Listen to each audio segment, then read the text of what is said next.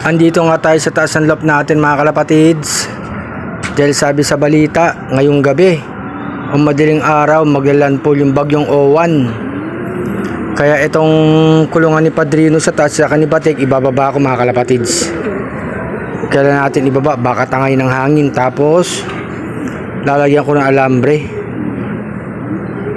Yung mga dapat lagyan mga kalapatids, kala matibay ang loft. Sabi nga, signal number 5, super typhoon. Sana nga malusaw mga kalapatids, dahil marami na namang maapektuhan ng bagyo. Ganun talaga ang kalikasan mga kalapatids. Ayusin natin, ihanda na natin.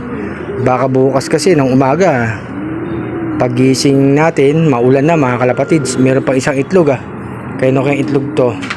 Tapos ito naman, si San Simon, ilalagay ko dito sa malaking kulungan mga kalapatids, para pag malakas ng ulan, hangin, andito siya sa loob mga kalapatids.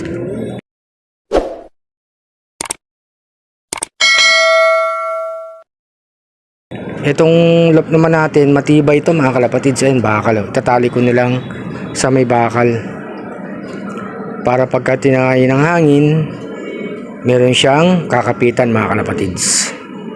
Tapos sa mga breeder naman natin, kailangan tibayan din mga kalapatids. Grabe ang hangin at saka ulan. Di natin alam kung gaano kalakas. Malalaman natin yan pagsapit nga bukas o sa linggo mga kalapatids. Kaya lahat mag-ingat sa bagyong Owan. Bali nga ang weather ngayong gabi, mahangin, tapos ayun yung buwan mga kalapatids.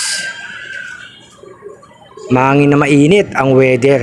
Kaya ingat ang lahat mga kalapatids. Dun nga sa probinsya namin sa Isabela, tatamaan din. Hindi lang naman sa probinsya namin sa Isabela, lahat ng mga lugar din natatamaan ng bagyong Owan, mga probinsya. Yung mga iba nga hindi pa nga nakakabangon dulot ng bagyong Tenyo. May bagyo na naman mga kalapatids. Dasal-dasal lang na sana wag naman sana ganong malakas ang bagyong parating, at sana malusaw mga kalapatids. Yung mga ibon nyo dyan na isave nyo hindi lang ibon, siyempre yung mga dadaanan ng bagyo, lumikas na mga kalapatids. Yung mga alam nyong babahain kayo, tapos yung mga bahay tibayan, yung mga pamilya isave mga kalapatids. Kung saan lugar na ligtas, punta kayo lagi mag-obserba. Alam niyo naman ang ulan, biglang lumalakas yan, ang baha, biglang umaano yan mga kalapatids. Kaya kailangan safe ang pamilya mga kalapatids. Pati yung mga alagang hayop i-safe na rin mga kalapatids.